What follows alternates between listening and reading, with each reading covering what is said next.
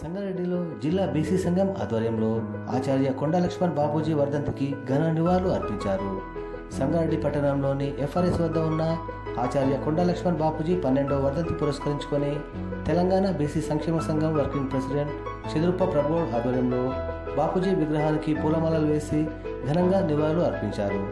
ఈ సందర్భంగా బీసీ సంఘ నాయకులు మాట్లాడుతూ స్వాతంత్ర సమరయోధులు, తెలంగాణ ఉద్యమకారులు ఆచార్య కొండా లక్ష్మణ్ బాపూజీ ఆశయాలను కొనసాగిస్తామని, బీసీలందరం ఐక్యంగా ఉండి బీసీలకు రాజ్యాధికార దిశగా పనిచేస్తామని అన్నారు.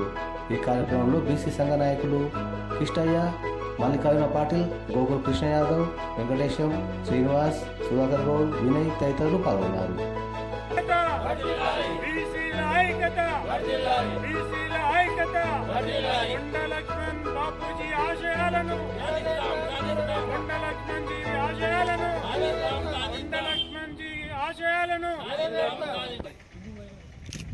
బాపూజీ, కొండా లక్ష్మణ్ బాపూజీ, కొండా లక్ష్మణ్ బాపూజీ, కొండా లక్ష్మణ్ బాపూజీ. టెస్ట్ మంచి వచ్చిందా?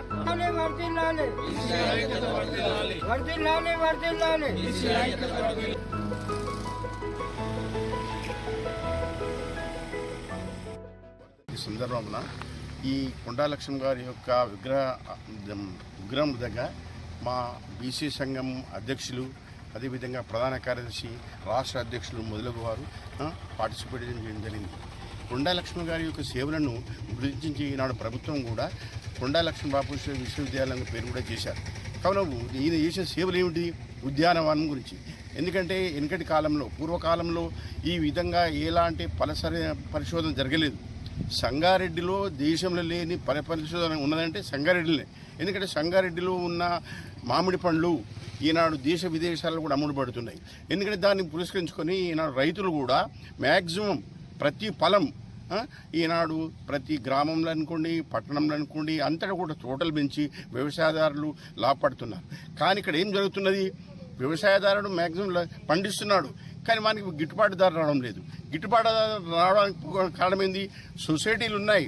సొసైటీల ద్వారా గవర్నమెంటు ఈ పండ్లని తీసుకున్నట్టయితే వారి యొక్క పేరు స్వార్థకం అవుతుందని ఆశిస్తూ ఈ అవకాశం ఇచ్చిన మా బీసీ సంఘ నాయకులకు ధన్యవాదాలు తెలుపుతున్నాను.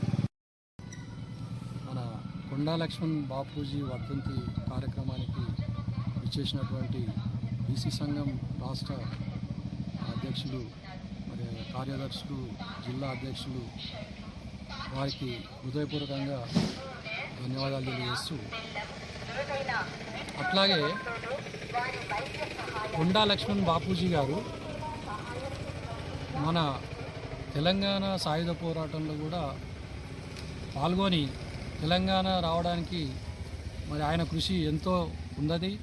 మరి ఆయన ప్రాణాలు కూడా కోల్పోవడం జరిగింది. మరి ఆయన చేసినటువంటి కృషి రాష్ట్రంలో ఎనలేని సేవలు చేసి కీర్తి గడించినటువంటి మహోన్నత వ్యక్తి మన కొండా లక్ష్మణ్ బాపూజీ. మరి అట్లాంటప్పుడు ఆయనకు ఈరోజు మన నివాళులు అర్పిస్తున్నాం.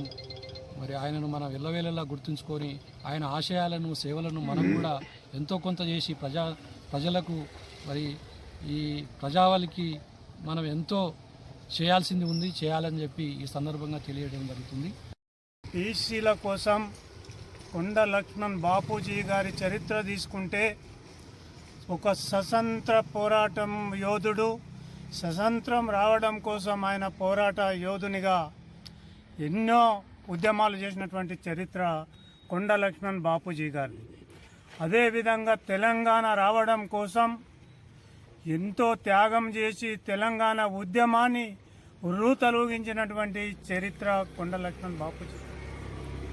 కొండా లక్ష్మణ్ బాపూజీ గారంటే ఒక బీసీకి ఒక వెలుతురుగా వెలిసినటువంటి మహానాయకుడు. ఇలా తెలంగాణలో బీసీల సంఖ్య 54-55% దాటిపోయిందని కూడా ఈ సందర్భంగా మేము తెలియజేస్తూ ఉన్నాం. బీసీలు అంటే అంత తక్కువ అంచనా వేసుకోవాల్సిన పరిస్థితులు కనిపిస్తలేవు.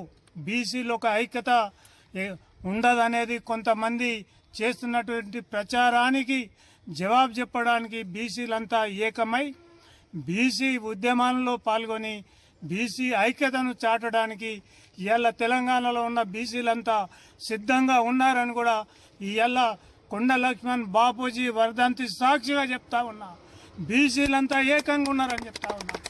బీసీలు రాజ్య అధికారం కోసం కొట్లాడుతూ ఉన్నారు, బీసీల హక్కుల కోసం కొట్లాడుతూ ఉన్నారు. ఈనాడు కాంగ్రెస్ ప్రభుత్వము బీసీలకు న్యాయం చేస్తుందని కూడా ఇలా బీసీలు ఆశతో ఎదురు చూస్తూ ఉన్నారని కూడా ఈ సందర్భంగా నేను తెలియజేస్తా ఉన్నా. బీసీల ఐక్యత తప్పకుండా తెలంగాణలో వర్ధిల్లుతుందని కూడా నేను చెప్తా ఉన్నా.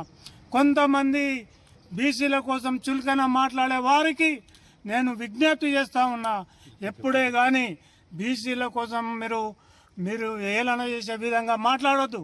బీసీలు ఐక్యతగా ఉన్నారు, బీసీలు ఏకమైతా ఉన్నారు, బీసీలు ఏకంగానే ఉన్నారు.